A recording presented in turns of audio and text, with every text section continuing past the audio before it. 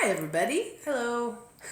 I get to be in the same room again. You do. We gotta wait till people join. It's always so awkward for the first couple minutes, and I know it goes on the YouTube video, so YouTube people are watching, oh, it's not awkward, but there's nobody here yet, so it's weird for us. Yeah. I usually like to take this moment and be like, here's what I'm going to talk about for everybody who's watching the replay. Oh, and then that way, by the end of it, somebody's typically popped on. But we are just sort of winging it today. Hello, Kelly. Good to see you. Thank you for saving us from ourselves. Hi, Lisa. Hi, everybody. Oh, great. Awesome. Whew, you guys are amazing. Welcome to our spontaneous live. We're in the same room. Yes. I can actually, poke you. It's true. Yeah. This is not... Yeah.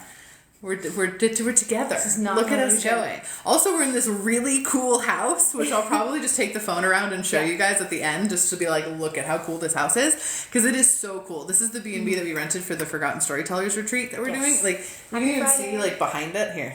Swirl, Krista. There's a fireplace going on. We got a Poe raven. It's cool. There's a lot of Poe influence here, which is really unique because it is a writing retreat and a spiritual one at that. And there's a lot of spiritual nods here. Yeah. Some which are legit magic tools. Others it's I think you just found this at TJ Maxx. Yeah. But it's cool. It's really neat. Also spiritual energy.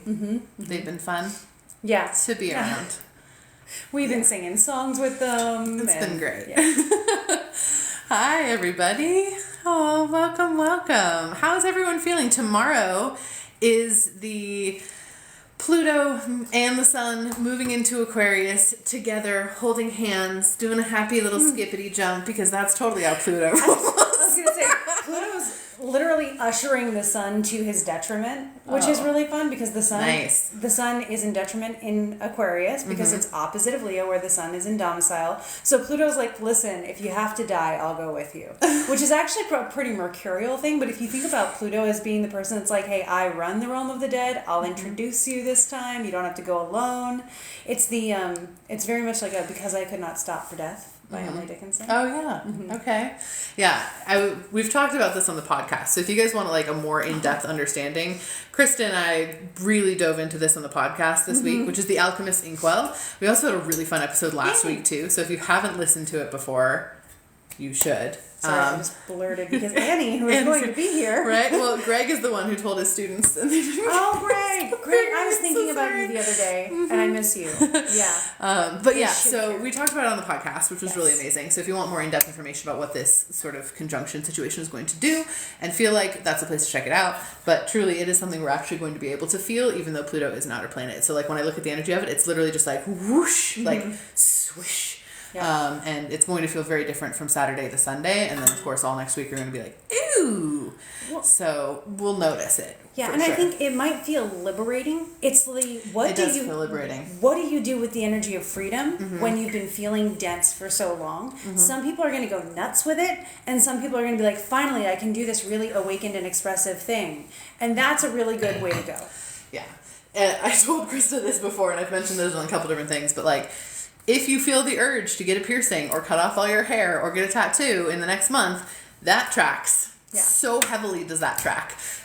Because this is the energy of all this heavy energy is alleviating and lifting, and people are going to be wild with it. Or if you want to entirely rearrange a room, or all of a sudden you paint your kitchen purple, yes. Yeah, if you're changing your own rules right now, that's a thing. People who are saying what's going on with the Capricorns, Mercury and Mars are conjunct in Capricorn right now, so you have this chaotic ambition energy.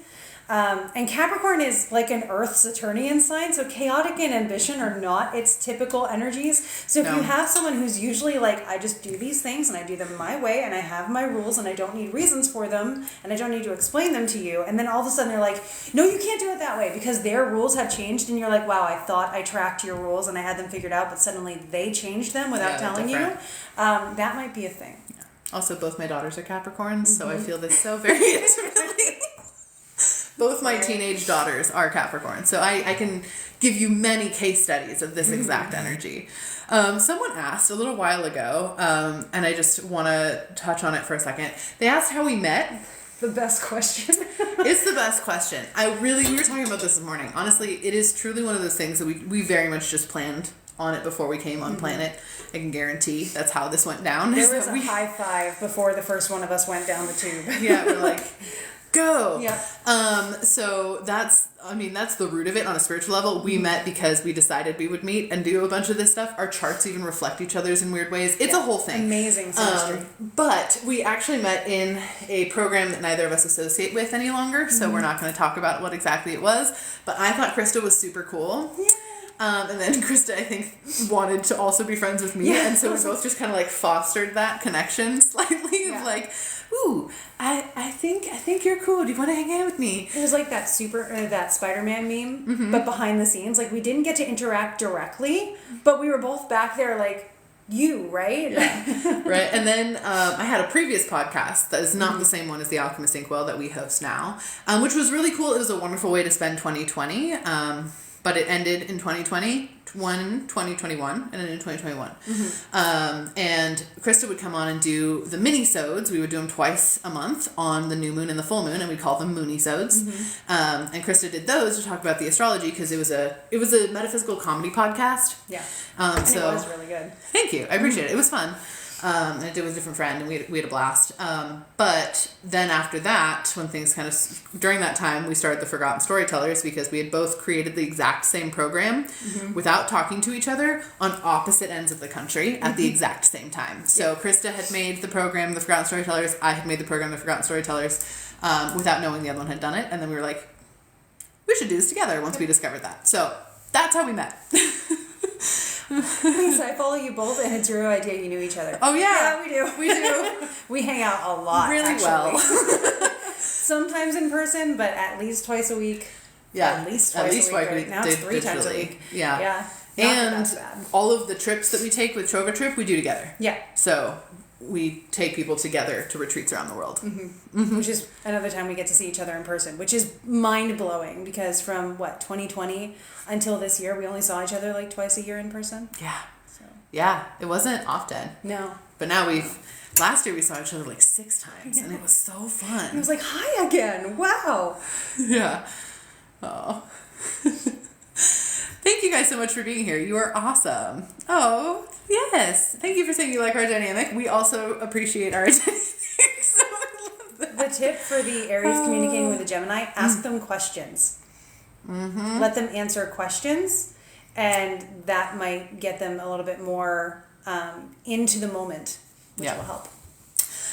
April asks, I want so bad to find a community to talk about spiritual things I experience. Is there one? So yes, there are many.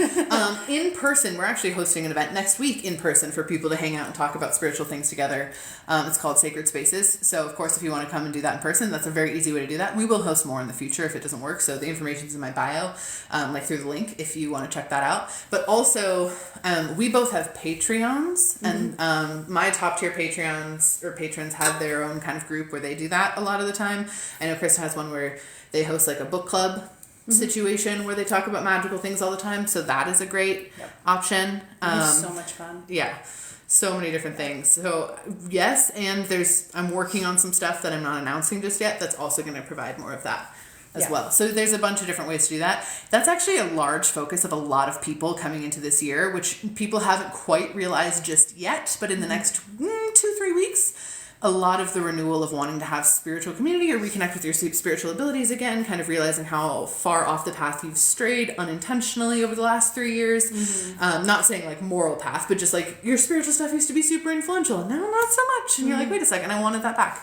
All of that's going to really, really come into play in the next couple months. And really into this year. So for sure. Oh, you guys are so wonderful. What if you don't know for sure your birth time for your actual chart? So also to the people who are asking about specific signs, like what's coming for Cancers, literally your whole life is coming for you. So that's fantastic. I do horoscopes every week, and in my Patreon, on the free tier, I do a weekly thing which includes horoscopes, includes the astrology of the week, includes what to do with the folk magic for the week. So if you're looking for what can I do that's specifically tailored to me, check that out, or just wait for my horoscope reels and TikToks to show up, usually on Mondays, and you'll get a what's like most imminently can I think about this week. I do it as questions so that you have the freedom to decide for yourself what to do with the energy, but I help to encourage you down like a way that might be helpful. Their handle is @Krystalyn, KRISTALYN. Sophia with an F. Yep. Because that's my name. So That's their name. Yeah. So, but there was another question about, what was it? Someone said they're really excited for next week. So are we. Yes. Cannot be losing more our excited. minds on that one. Yeah. We had like right a before 2-hour call. Yeah. Birth chart. So chart if you don't know your exact birth time, there are still some things an astrologer can work with you on.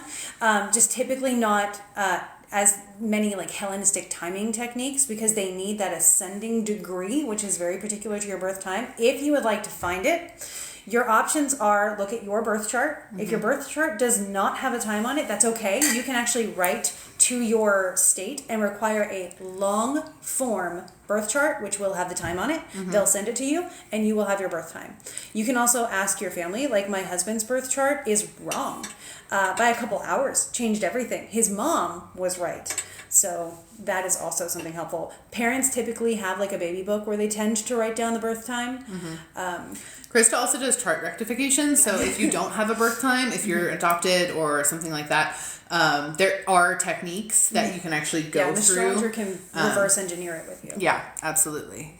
Yeah, birth certificate, not birth chart. I'm sorry. Birth certificate. Yeah, absolutely.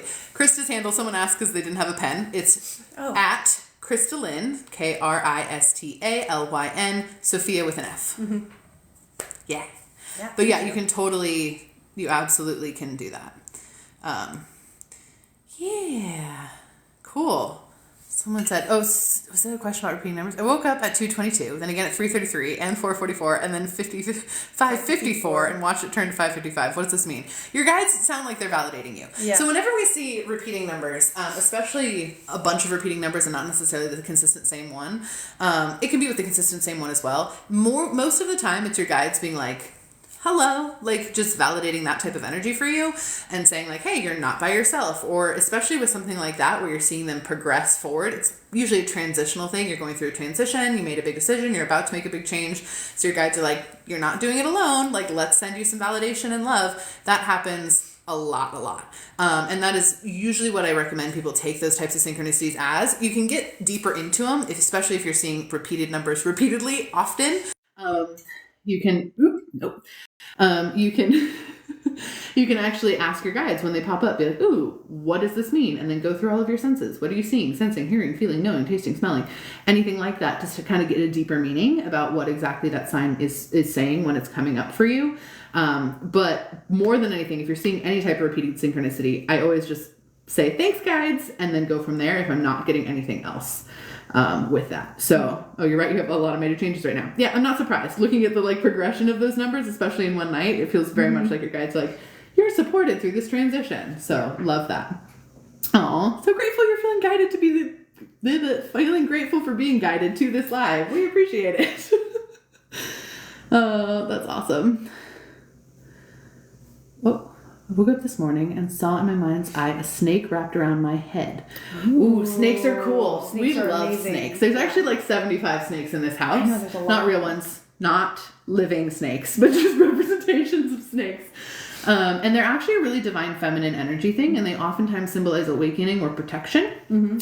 So I would lean in on any of those if that resonates with you. I would also just pay attention to see if snakes pop up for you again repeatedly, because with it being wrapped around your head, I would say your guides potentially are throwing a new sign your way. Like, hey, we're going to start sending you this thing. Watch for it. We'll wrap it around. Mm-hmm. But snakes are really lovely representation-wise. They are a sign of divine feminine wisdom as well. Wrapped around your head, it almost feels like kind of a crown thing. So it's probably stepping into acknowledging how intelligent and wise you actually are, rather than letting people make you feel small or dumb. If anybody is condescending to you right now, that might be a thing. Yeah. It's kind of funny. That is almost my thing. It's Kristalyn, Sophia. But thank you for tagging it. Yeah. I do just want to say, on the note of crowns, thank you. On the note of crowns, we were talking to Rebecca yesterday about what we were going to wear to do the speaking thing at Sacred Spaces, which is the conference. Whoop, it just got weird. The conference that we're hosting next week. We all are speaking at it and hosting workshops, and we were talking about what we're going to wear, and all of us are just like, I don't know, we're just going to go with whatever magical feel. Like, I might wear a crown. I'm going to wear all these crystals. And I'm like, that is truly the style that we're going for with a lot of this new spiritual connection and awakening thing. Is it's so much more casual and fun, and let's be magical and let's feel magical with the way that we dress and the way that we act. And so lean in on that. The conference can be streamed online, but it is also in person in Richmond, Virginia next week. All of the information is through the link in my bio or Krista's bio, or also going to sacredspacesgathering.com. Also, it's Jackie, you got my you got my handle correct. Thank you. That's awesome. Yeah. Hi, Denmark. Masks, like wearing like. Are you talking wearing like masks, or are we talking about like wearing like masks? Like masquerade. Like masquerade masks, because for sure, if you feel magical with that, rock on. Yeah. You're near Richmond. Hey, you should come hang out with us. I don't live here, but I am here. Yes. Yeah, next week. There are still tickets available. You can get in. It would be amazing to see you there. Yes. Oh, hi, Ireland. Hi, Ireland, for sure. There was a question that I saw, and then I lost. I don't know if I'll be able to find it. Does eating a snake in a dream mean anything to you? But it seems like it means something to you. I was going to say, I think, though, that if you're eating the snake in your dream, that means taking the symbolism of the snake into your being and integrating it into being a part of you, because that's what happens. When like, you're not taking an apple and shoving it into you and it becomes a part of you. You ingest it. You digest it. Its energy molds with yours. So if we're talking about the symbolism of the snake in this way, again, it's allowing yourself to take in that divine feminine energy, to acknowledge it and let it become a part of you. That would be my interpretation. I would agree. But I would always say, if you have a symbol and you're not sure about it, ask yourself what it means to you first. Also, someone asked if we do private readings. We both do. The links through our bios will give you that. I will say mine book out about 6 months. So you do have to wait a little bit for it. It's all in divine timing, though. I promise. I keep bugging my guides about it, but that's how we're rolling with it still. I do try to do group readings about once a month, though, as well, if you want something a little bit more immediate. There's not one listed at present because I did just do one. So there will be one for February, though. So stay tuned. Also, if you sign up for my email list, you'll be the first to know about them. And it's totally free. It's just, and you get a weekly email from me about the energy forecast. It's a whole thing. So feel free. I work with clients on an ongoing basis so that we actually don't just do like a one-time thing. We build your life the way you want it. It's called lifestyle strategy. I become like your medium, your folk healer, your life coach, your personal astrologer, all of that kind of stuff. And we make sure that we're working towards your goals step by step, aligned with the astrology and the energy. Yeah. You do all sorts of fun stuff. So any validation signs actually don't have a specific defined symbol, like this always means this. So for someone who's saying like, what does it mean if I see black cats? What does it mean for you? Oftentimes that's just your guide's validation for you, which is kind of cool because you can use that on a deeper level as well. So you can be like, hey guides, I really need some validation today, and you know what they're naturally going to send you because they've always sent it to you before. For example, like black cats. So that is a really simple way that you can kind of tap in on that and kind of capitalize on that energy that is coming your way. So if they're sending you those a whole bunch, that I would start taking them as validation. Also pause and be like, what are you guys trying to say? And see if anything comes through. If you know what your clairsense is, so your clairsense style, we look so cute. Your clairsenses, so your energetic perception style, whether you see energy or know energy or feel energy or taste energy or smell energy. And if you don't know what that is, I do have a free exercise to find that out in my bio. You can figure that out very quickly.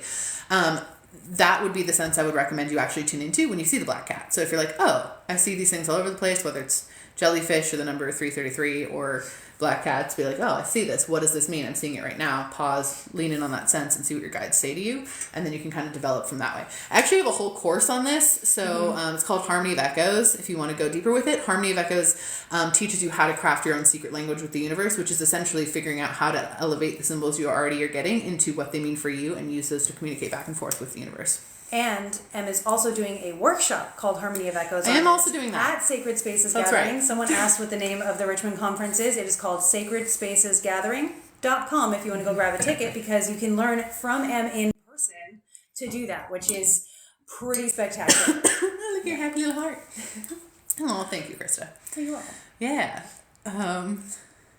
Harmony of Echoes. Thank you. Yay. Thank you. That's also, so it's the name of my course. It's the name of my talk. It's also going to be the name of the sort of nonfiction psychic based book that I am currently writing that will come out hopefully this year. So yeah.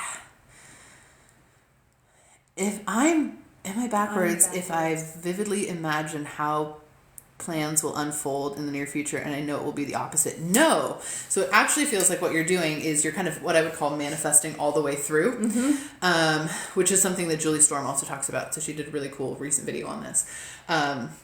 If you want to go check her out. But basically it's where you visualize all the different ways something can go, and that's how you're manifesting the energy of how you want it to go.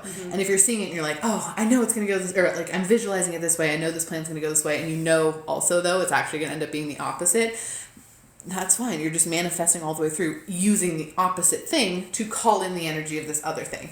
You can also be future sighting it the opposite. It's kind of a way of allowing what you just know to actually play out, because you're visualizing or understanding like, I want the plans to go this way, and then you just know that they're actually going to go this other way. It's also kind of a form of future sight in that capacity as well. All right. Do either of you know anything about sleep paralysis? I have a lot of sleep paralysis, but I also have taught myself to have lucid dreams pretty much every time I'm dreaming. So I don't know from a medical standpoint. Again, that is something that you can ask a medical professional about to make sure that everything is covered. We like holistic health here. Yeah. That being said, from a non-medical perspective, with non-medical advice, my experience with it has always just been like, I realize that I'm in that situation, and then I find a way to wake myself up, which usually I will wake myself up into another dream, and then finally wake up, and then I get up and I move around to give myself that agency back, give myself like a couple minutes and fall asleep again. I will also say sometimes sleep paralysis too, in my experience with like healing it, is block dependent, and there's other things going on where it might be your guides keeping you still while you actively wake up through something so you don't hurt yourself. I mean, there's a million different things that could be happening individually by individual basis. There are spiritual healing things you can do to help that though, for sure. As long as you're also, of course, getting like the actual physical body things taken care of as well. But there are spiritual techniques out there to help you kind of navigate this sleep paralysis or understand what you're seeing while you're in sleep paralysis, that kind of thing. Yeah. Yeah, you're welcome. You're super duper welcome. It's so fun to be in the same room with you. It's so rare. I'm like, oh yeah, we can read this together. That's so nice. Oh, you're welcome. Awesome. How to manifest a pregnancy. I always recommend actually talking to the soul of the child that would be coming in.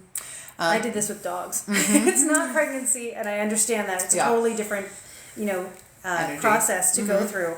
But it was a similar thing when we were looking for the right dog.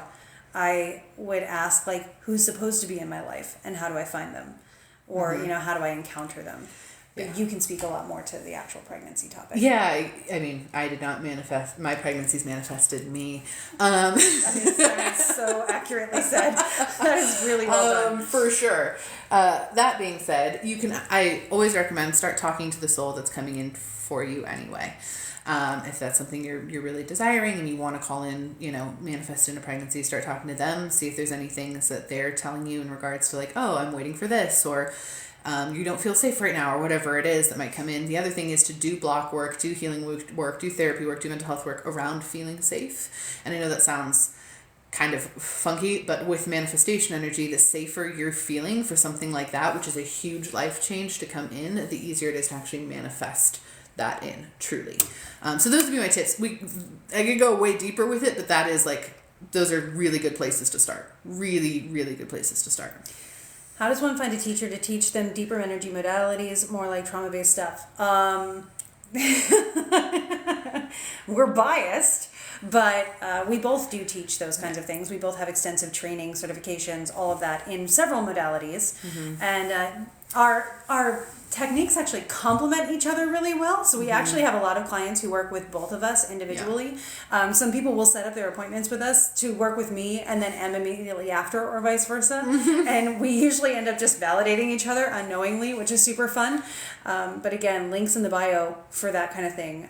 Em has incredible courses, but also is an amazing teacher. Thank you. You do the occasional mentorships and things, right? I do mentorships and things, and I will have another one coming up that's going to be different than ones I've ever done before, and I'm really excited about that one. So, be on the list for that. The other thing I would say, though, if you're looking into modalities and you're like, I want to find a teacher that teaches me about modality that does this thing, and you don't know for sure what that thing is or what modality that would be, bug your guides. Like, they're the magical omnipotent ones that can manipulate reality down here without having to worry about, like, eating or things like that. So bug them, be like, hey, I want a teacher for this. Please bring one into my path. And then just be open to that coming in. So that's the other thing I would say to that. Like, if you're like, oh, I really want to work, you know, more trauma-based stuff, or, I mean, more quantum healing, or whatever it is that the thing is that you want to dive into, like, ask your guides to bring people into your path that support that journey, and then follow the breadcrumbs you're given. Absolutely. Yeah. How do I remember the details of my experience? I met new guides, can't remember his name, and lots more. So what I always recommend, if you're meaning like in a meditation, because if there's details of experiences and you're walking around or you got a download or whatever, this kind of doesn't necessarily apply. But if you're doing like a meditation type thing, and I think Krista can probably validate this too, and you're like, oh, you know, tapping in and you're getting a lot of ahas. Whenever I meditate, I have my phone open to video record mode. I'm not actually recording myself though. It's just like faced at the ceiling, but I will narrate what's happening while I'm meditating so that I don't forget any of it. And then it takes the pressure off of me to capture every single moment because I'm actively capturing it while it's happening. And then I can go back and listen to it and kind of download it from there. So that is something that you can very easily do to capture stuff in meditation, or set the intention that you're going to remember right before and then write it down as soon as you have afterwards, or voice vomit it into your phone as soon as you finish it. Yeah. Any of those things will help. Yeah. I know sometimes I've done like 45-minute healing sessions on people where they're on like a massage table just sleeping most of the time, and I'm doing a lot of energy, and every time I'm at an energy spot I'm getting a message for them, and at the end I'm always like, I trust you'll help me remember this. And then at the end, when I'm drawing the energy down and grounding them, I remind myself of like a bulleted list of things that I want to bring up with them. And it never failed. It doesn't sound very grounded or tangible, but it never failed. So I will also, like, if I walk into a room and I forget what I was doing and like why I came into that room, I'll be like, all right, so one of my guides or something, help remind me. And if they don't, I'm like, well, if it was important, remind me later. And I will leave from there and just have them come in and bug them to do that. Or if I'm like, oh, I need to remember to do this later. I did this the other day or literally like 2 days ago, because I was on the plane and I had an aha that for the speed readings we're doing at Sacred Spaces Gathering, we need like a sound thing. And I was like, okay, remind me of this when I'm around Krista and Rebecca so I can tell them we need to handle this. And then we were in a metaphysical store yesterday and I was like, oh, Krista, because I saw some bells. I was like, that's it. They reminded me. So you can totally do that. Yeah, I've done that with ideas in the middle of the night where it's like, I'm too comfy to move. I trust you'll make me remember this in the morning if you want me to do something about it that badly. So that helps. For people who were asking about the energy of this Saturday the 20th, the Sun and Pluto going into Aquarius, check out the Alchemist Inkwell podcast episode that just aired yesterday. We went totally into it, and it was a longer episode than usual. Yeah, we dove in. We went hard. Yeah, all the information is there. We also talked about setting up altars. We talked about a lot of stuff. Altars were in there, so if you want to like know more about different kinds of altars, and then us geeking out over the Zoom update a little bit at the beginning. But yeah. Also, just on your guides, you do not need to know their name. Most guides don't even have one because naming is a very, very human convention. It's niche. We can't send images and understanding and energy signatures to one another telepathically, so oftentimes we name them. That's what we do to name each other, so that we know what we're talking about. Guides oftentimes don't have a name, or they'll be like, you can call me this thing, or they'll arbitrarily pick one, or they'll pick a name from the most recent past life you had with them, or whatever. So call them whatever you want. Yep. Call them whatever you want. It's fine. They can correct you. Yep. And they might change. I had my first guide. I asked what their name was, and they played the song Fernando by ABBA in my head. So I was like, I guess your name is Fernando. Later, they were not Fernando, but that was what I was comfortable knowing at the time. And as we worked together more, I got to know more of who they were. Yeah. The podcast is called The Alchemist's Inkwell, and yes, it is linked in our bio. Yeah. And it's also on YouTube and all that kind of stuff. So you can actually see what we're doing on YouTube, which I highly recommend. Also, speaking on YouTube, these are always uploaded to that. So I always upload the podcasts to my own YouTube. Or not the podcasts, the lives, this thingy that we're doing. I upload that too, to my YouTube. So it'll be up in the next couple of days as well on my YouTube. How come no spirits ever talk to me? Well, it really just depends. It might be that you are paying attention with the wrong sense. You might have a stronger, different psychic sense. It could be that maybe you're not talking to them first and giving them invitation to talk to you. There might be some blocks there or some childhood stuff that's coming up or something like that. So there's a whole bunch of different reasons. That would have to be a more personal thing. What I would say when it comes to talking to spirits or guides or anything like that, you talking first is important. And I know that sounds weird, especially when they're all magical or whatever, but you being like, hey, like, I do want guidance, or coming into a house and being like, hello, I am here. I mean you no harm, mean me no harm. You know, those kinds of things. It actually does help that way. So oftentimes you might have gone through something or shut them down, or there's a block there, or I mean there's a ton of different things that could be going on. Yeah, guides love communicating through music. Yeah. They really love it. They do that a lot. How do I pull a block on my own? We have an episode of The Alchemist Inkwell that teaches you how to do that. I also have courses on that. Yeah, that can go deeper. It's not something we can teach in live. It's really, it's a kind of a deep process. You need some energy prep for it. Yeah, we both have it included in our courses. So whichever one has the most stuff you want, I would go for that. Yeah, absolutely. If you're seeing grids when you wake up, you're probably seeing energy and how the energy is moving. I see energy with my physical eyes, and I see grids all the time. Yep. All the time. Same. I'll see it really heavy right before lightning strikes. Or right before my hairdryer blows out. That happens. Fun. I was in my bathroom and I started seeing it and I was like, oh no. You're like, this is not good. Blow dryers are weird because the highest setting on them is so intense energy that it actually like, it can be kind of triggering because there's so much energy going on with the highest setting of a blow dryer. Yeah. It's kind of a funny thing, but it's true.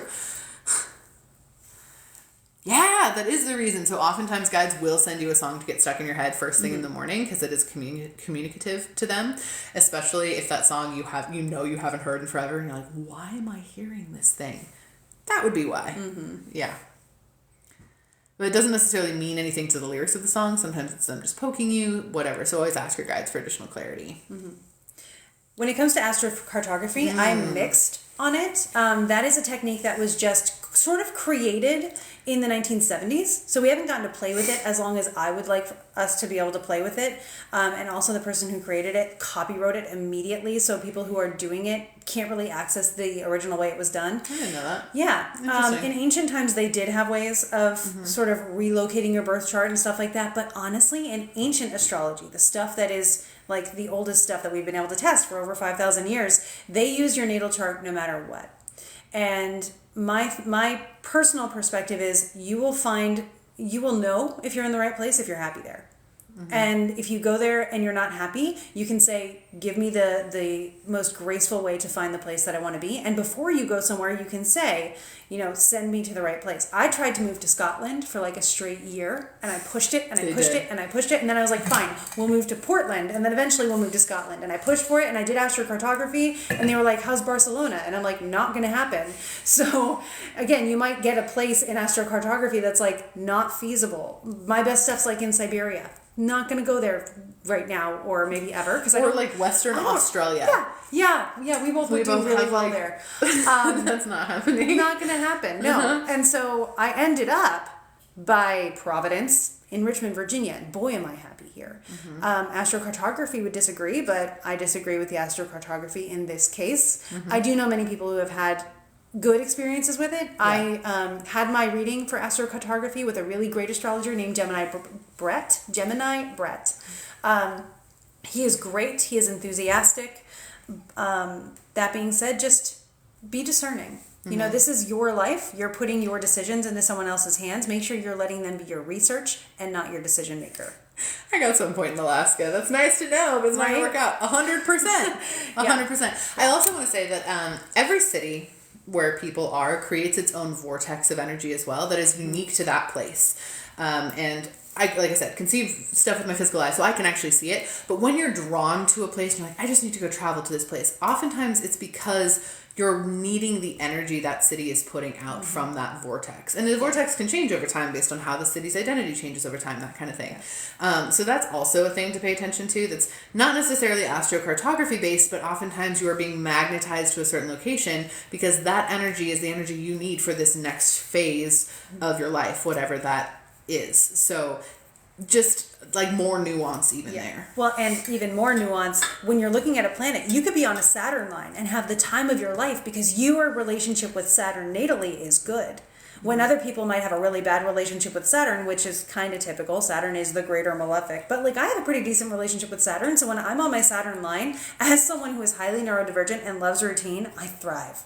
So it's very much dependent on your relationship with that planet as much as anything, which is why you do, you benefit from an understanding of your natal chart. Yeah, absolutely.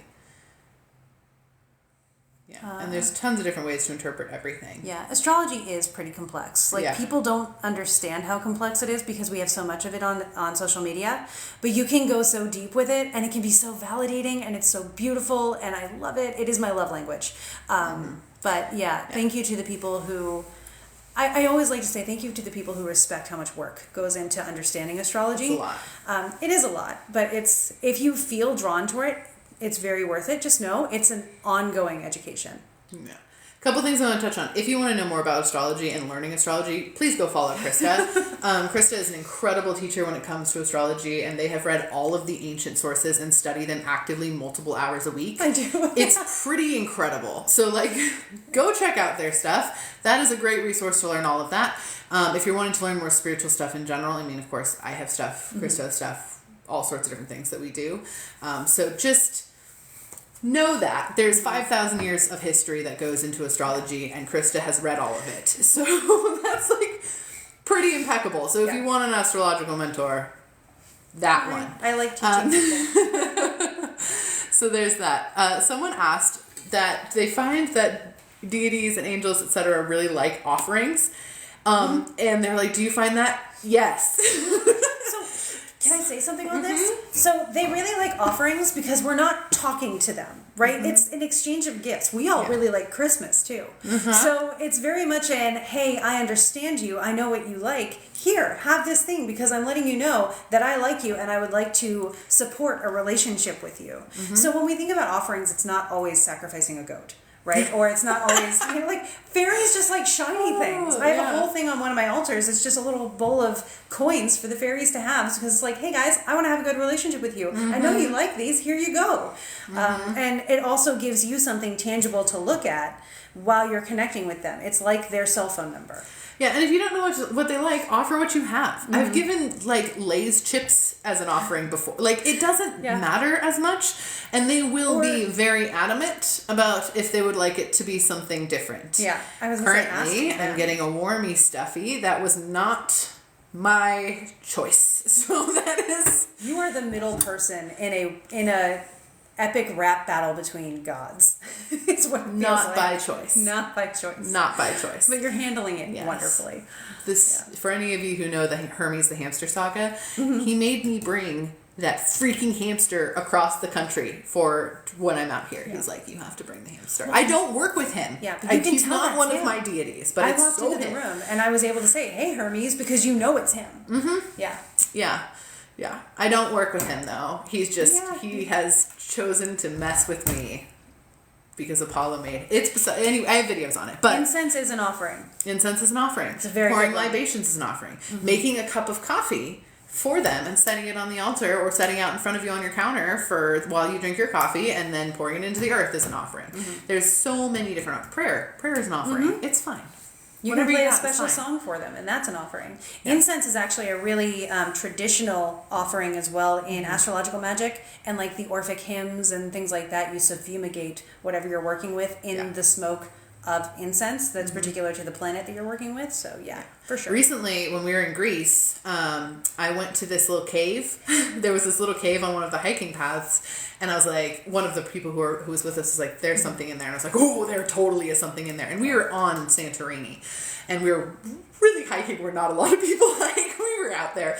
And I was like, okay, so I like walk up to this little cave, and I was like, oh crap, like I don't have an offering, and usually I bring like crystals and stuff with me when I travel, and I didn't have anything with me at the time, and I was like, oh, what am I gonna do? And I looked down and I was like, oh, I have water. And so I just poured a little water in front of the cave, like, hello, I just am offering you some libation, like, thank you very much. And then there was this plastic cup, like a piece of trash inside of the cave, and I was like, I reached in to go grab it, and I got told in no uncertain terms that was their cup, and I was to leave it there, and they wanted it in there, and I was like, your cup. Yeah. Your cup. Okay, not bad. So, I mean, it can be anything like that. Yeah. Someone said, are activities an offering? Yes. Exercise is an offering to Mars. Brushing your teeth, for all of us neurodivergent people who have a hard time brushing our teeth, it is an offering to Saturn. You will not have a trouble with that ever again. And the consistency of something or a routine of something is a really great offering to Saturn. Playing and jokes are an offering to Jupiter. Music is an offering to Venus. Like literally, we could go on. Emotional support cup. I love that so deeply. Yeah, it was like a class day. Yeah, it was definitely like an elemental or some sort of being. Wasn't that on the volcano? Okay. It was the around the caldera day. That's the volcano. Not no, that was volcano. right. The caldera and the volcano were different. It's the ancient caldera, not the modern caldera. This is the whole thing. The one that blew and then left the one in the middle. Yes, this is Crystalline Sophia. I don't want to pick up the phone and type it all in because it'll totally change your angle and you'll just get like my face like this. But their handle is Crystalline, KRISTALYN Sophia, SOFIA, which is their name. Please go follow them. They're awesome. They're also my business partner. We do all the stuff. Can I talk about using Oracle and Tarot cards? Yeah, you can. Yes, I can. Oh, also, we went over time. Are you good? Or do you want to... 15 more minutes, I could probably. Okay, cool. Just make sure. Just so we have enough time before the clients arrive. 100%. The clients are coming. I know. We're taking our Forgotten Storytellers out to dinner. This is the start of our writing retreat. We're very excited. We're in our writing cabin right now, and it's going to be amazing. Thank you, Jackie. So... Tarot and... Oh, that is Jackie. Hello, Jackie. Hi. Speaking of clients. So, Tarot and Oracle cards are amazing. What I will say is... Tarot cards are really lovely if you really like rules and structure and like memorizing systems and using systems. Tarot cards are probably going to speak to your soul a little bit more. If you're someone who likes to wing it and go with the flow and do not like the rules and just want to do intuitive whatever, Oracle cards are going to be your jam. It's directly split in the middle here as far as we go because I love me some Oracle cards and Crystal loves the tarot. I do. So whatever it is, whichever one speaks to you, go with that. I'm not saying I don't own tarot too. I definitely do. But whatever speaks to you, amazing. Love that. And honor that sort of space. And then pull them in whatever way speaks to you. And I know that sounds a little counterintuitive, and you can do it in ways and systems that have already been developed, or you can yank a card and be like, what do you got to tell me today? And narrate out loud what that card means to you, and look at the book after, and then pull 3 more. Whatever feels good for you there. But yeah, they're a wonderful tool. Also important to remember, they are not training wheels. You're not trying to get rid of your ability to connect with the cards. They're a tool that helps with your spiritual journey forever. And a lot of people think of them as training wheels. Like, I learned how to do this first. I want to be able to tune in psychically without them. They're not. That's not how they flow. That's not how they flow. No, they are their own sacred tool, just like astrology is. And they do help. They're amazing. I also love the little mini Forgotten Storytellers reunion that's happening in the comments we here. have like 6 Forgotten Storytellers hanging out with us. And they're shouting out to each other, and I just love it. Thank you guys so much. It's so good to see you. Are amazing. If you have a question, just type it in, and we will try to tap into it. I can't guarantee that we're going to catch your question because there's a lot of people here, so we're just going with that. But yeah, dowsing rods are amazing. They're fun. We love dowsing rods. Yep. 100%. You can use sticks for dowsing rods. I actually have a video from back in December because the only hour of the year in folk magic when you can harvest a branch for dowsing rods was the hour before midnight on Christmas Day. And so I did a whole thing on that. I did not stay up to get a branch this year. I was sick. That does not make you a bad magician. It does not make you a bad spiritual person if you don't do all the things. Someone said look up Nakba. Yeah, ceasefire. Yeah, very adamant about the ceasefire. Ceasefire now. If you guys want any resources on any of that, I repost videos constantly, and you can actually look at them on my profile. And almost all of those reposted videos are direct resources about that. So, 100% correct. Just throwing that out there. I've been working with Rebecca on developing my abilities. We love Rebecca. Yes. I'm so glad you're working with Rebecca. Amazing. You saw an image. I think it's a rune. Start by drawing it and Google image searching it and see if anything comes up. We have a client this time that saw an image and we were like, you mean this thing? And we like Googled it for them and they're like, oh yeah, is that meaningful? It has like history to it. Yes. Oh my God. It does. And it was so incredible. So meaningful. Yeah. Absolutely. So, yes. Yes, for sure. Yeah. Shout out to Kelly on the incredible intuitive skills there. Fantastic. Whoa. Phone just vibrated. I don't know if you guys can hear that. It's resting. You guys can't see this. This is behind the scene information. The phone, because we don't have like a ring light or something here right now, is propped up on the stove with the kettle behind it in this house that we're renting. And so it's truly just, we're making it work. So I hope you guys didn't hear that. Tammy's been doing your soul magic course and it's been awesome. Tammy, thank you. I'm so glad it's been helpful. That's amazing. Amazing. Yeah, our pleasure. Also, copper rods work for divinity or for dowsing. Also, just metal rods in general do work if they're in that L shape. Go with the ones that speak to your soul. Yeah. We do have free communities. So on Patreon, both of us have a free tier. So if you want to join that way. Also, if you hop on the email list, we do sometimes do random gatherings or random lives and that kind of thing. That is also still free community. Neither of us have like a free community group or like Discord or something necessarily. Not because we think there's not merit in that, but both of us are neurodivergent and can't manage that very easily. So there's that. Because we're managing other groups for like Forgotten Storytellers clients get access to groups and we manage that. And there's other things that we're doing. So my thing is if I can't commit 100% to it, then I'm not going to sell it short by giving it just a part of my enthusiasm. So, am I still writing my book? Yes. So Lacusta, the first draft is done. It is in very heavy content edit phase, which is a lot because it's a lot of research to make sure all of the history that I channeled in is as accurate as possible. And so far it's been really rewarding and lovely. So I am still writing that. And then I'm also working on another nonfiction-ish book that both hopefully will come out this year, hopefully.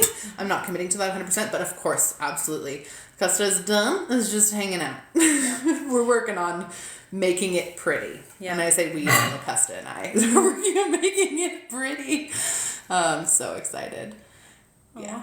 Oh, you guys are so sweet. Thank you so much. Have you guys discussed the Japan trip? We have not discussed it on here this time. No. We actually have 2 different trips that have openings still. So we're going to Italy in May. Italy is going to be really fun because the vibe, we're doing a lot of ancient history channeling in Italy. We're even going to basically like a ghost town from ancient Rome, essentially, that is not a very popular tourist destination. So we're going to go there and get to channel all sorts of different places and do kind of channeling in the gods there and do a bunch of different stuff. It's going to be really, really fun. We're also going to walk through and find ancient astrologers' houses in Florence. So if you want to come do that with us, we do have a couple spaces still available on that trip. The Japan trip is happening in August, and we're really excited about it. That one is more of a like soul journey trip, as opposed to like a super heavy channeling trip. It's like, hey, figure out more about yourself, tap into your higher self, understand the souls of the nature and the different spirits around you and how they work with you. And it's going to be really deep and really cool and really fun. Plus like yummy food. We're going to do a lot of really yummy food, and we do a matcha ceremony, and we're going to multiple shrines, and it's going to be really powerful and special. So if you also want to go through that, we do have a couple spaces on that one as well. Still open. I'm so excited for that. Right. I went to Japan on my honeymoon, and I've been trying to get back, and now I get to go back with a ton of friends to do spiritual stuff, which is the best feeling ever. I can't wait. It's going to be amazing. Our literal favorite thing to do is do these travel groups because it's so special, and unless you've been in a space where everyone is so unapologetically and authentically their spiritual woo-woo weird self together, it's unlike anything you'll ever experience. And getting to do that while traveling, it's the coolest thing. Kaylee, do you do any retreats on the East Coast? Yeah, next week in Richmond, Virginia, we are doing the Sacred Spaces Gathering. There are still tickets available. You can come and hang out with us, and we would love that. Yeah. That's where we're at right now. Yeah. I don't live here. No. I'm on the West Coast. No. But I'm here presently. Yeah. Hi, Caitlin. Hello. We really like Caitlin. Caitlin's helping us a lot with the gathering, so we're like, Caitlin, hi. We don't have any retreats scheduled for the Midwest just yet, but we're hoping to do more Sacred Spaces gatherings kind of in a bunch of different places. So potentially soon. Yeah. Hi from the future. Oh, you're in Switzerland. Amazing. It's so nice to see you. Hello. Yeah, Japan. I hope the future is lovely. Mm-hmm. If you ever need proof that time is quite literally just made up, just time. Look at time zones. Yep. It's just made up. We just made it up to measure our own experience. Look at the lines of time zones. And there's like the ones that are just like yay big, and then the ones that are huge. Yeah. The future is awesome. I love that attitude. Mm-hmm. Good. You guys are awesome. The sun even came in. I know. I just might take them around and show them a little bit of the house before we end it out. I'm gonna go see if the spirits will let my blender work.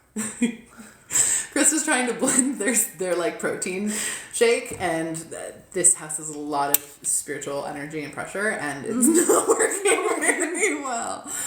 Oh, it's so funny. The lines make no sense. It's correct. Time zone lines just are arbitrary. Time is an illusion for this layer of the universe cake in order so that we, in this limited consciousness capacity, can understand how things come to pass. Yeah. Truly. The poles, where it's all the time and none the time.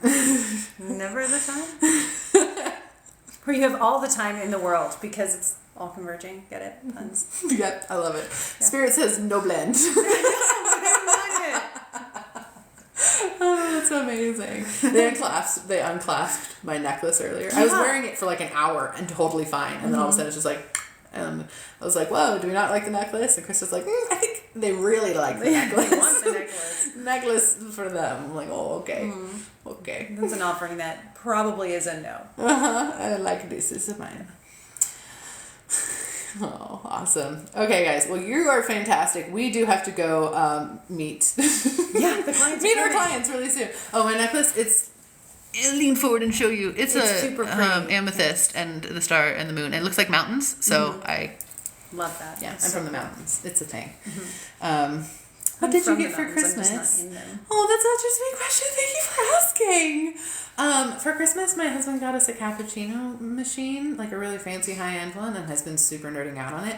And then I got a bunch of crochet stuff, which I have been super nerding out on. So, yeah.